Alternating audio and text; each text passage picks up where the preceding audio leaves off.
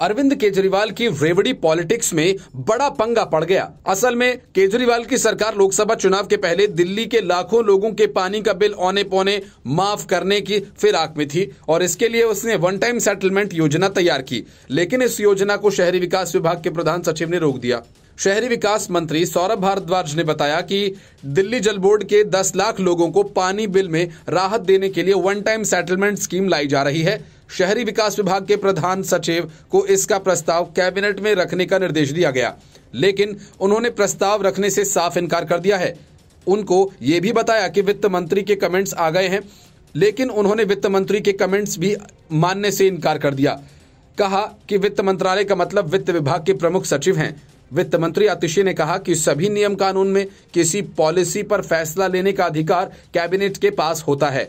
अगर कैबिनेट में प्रस्ताव नहीं आएगा तो पॉलिसी कैसे बनेगी। एलजी साहब को इस संवैधानिक संकट से अवगत कराया गया है और उन्होंने कहा कि कैबिनेट में प्रस्ताव आना चाहिए। उनके सुझाव पर हमने चीफ सेक्रेटरी को कैबिनेट नोट की फाइल भेज दी है।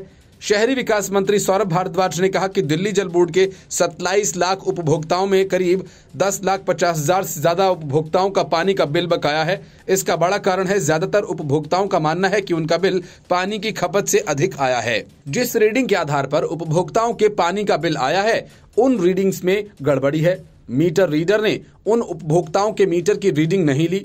कोरोना काल में ये समस्या और ज्यादा बढ़ी क्योंकि कोरोना के समय में मीटर रीडर्स लोगों के घर नहीं जाते और अपने ऑफिस से ही एक औसत दर के हिसाब से लोगों के पानी के बिल बनाकर भेजते थे।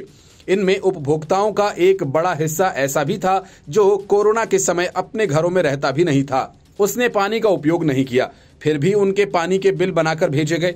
अगर कोई पानी का इस्तेमाल नहीं किया और उसे बिल दे दिया जाए तो वो बिल नहीं जमा करना चाहता। आमतौर पर ऐसे उपभोक्ता सोचते हैं कि पहले इस मामले को हल कराया जाए और सही बिल आने पर जमा किया जाए। जल बोर्ड में लाखों लोगों ने इस तरह की कई शिकायतें की, लेकिन दिल्ली जल बोर्ड के वित्त विभाग ने उनकी समस्याओं का समाधान नहीं किया। शिकायतों का समाधान इतना कम हुआ कि ये समस्या बढ़ते बढ़ते करीब 10.5 लाख लोगों तक पहुंच गई। सौरभ भारद्वाज ने आगे कहा कि उपभोक्ताओं की इस समस्या का हल निकालते हुए दिल्ली जल बोर्ड एक वन टाइम सेटलमेंट स्कीम लेकर आया था। दिल्ली जल बोर्ड की मीटिंग में पॉलिसी को मंजूरी मिल गई थी और इसे कैबिनेट में रखने की तैयारी है। चूंकि शहरी विकास विभाग के अंतर्गत दिल्ली जल बोर्ड का प्रशासनिक विभाग आता है, शहरी विकास मंत्री होने के नाते मैंने शहरी विकास विभाग के ईसीएस को इस पॉलिसी के प्रस्ताव को कैबिनेट के सामने रखने का लिखित निर्देश दिया। और बहुत ही हैरानी की बात है कि शहरी विकास विभाग के एडिशनल चीफ सेक्रेटरी ने यह प्रस्ताव कैबिनेट में रखने से साफ मना कर दिया। जब मैंने लिखित आदेश देते हुए कहा वित्त मंत्री आतिशी ने इस पॉलिसी के प्रस्ताव पर अपने कमेंट्स दिए, आपके पास वित्त विभाग की मंजूरी भी आ चुकी है, इसलिए इस प्रस्ताव को कैबिनेट के सामने लाएं। इस पर ईसीएस ने कहा कि वो वित्त मंत्री की मंजूरी को वित्त विभाग की मंजूरी नहीं मानते। वित्त मंत्रालय का मतलब वित्त मंत्री नहीं बल्कि वित्त विभाग के प्रधान सचिव हैं, यानी अधिकारी मंत्रालय में हैं और मंत्री मंत्रालय में नहीं। ये कहकर उन्होंने प्रस्ताव कैबिनेट में लाने से मना कर दिया। मंत्री आतिशी ने कहा कि जीएनसीटीडी संशोधन एक्ट की वजह से दिल्ली में ये संवैधानिक संकट खड़ा हो रहा है। जीएनसीटीडी संशोधन एक्ट के बाद से दिल्ली सरकार के अफसरों को लगता है कि उन्हें जनता की चुनी हुई सरकार का आदेश मानने की जरूरत नहीं है। उनको लगता है कि अफसरों पर सारा नियंत्रण भाजपा शासित केंद्र सरकार के पास है।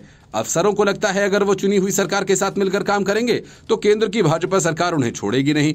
अफसर आकर दबी जुबान में मंत्रियों को बताते हैं कि उन्हें डराया धमकाया जाता है और अगर चुनी हुई सरकार के साथ किया तो उन्हें सस्पेंड तक कर दिया जाएगा। Bureau report, news of India.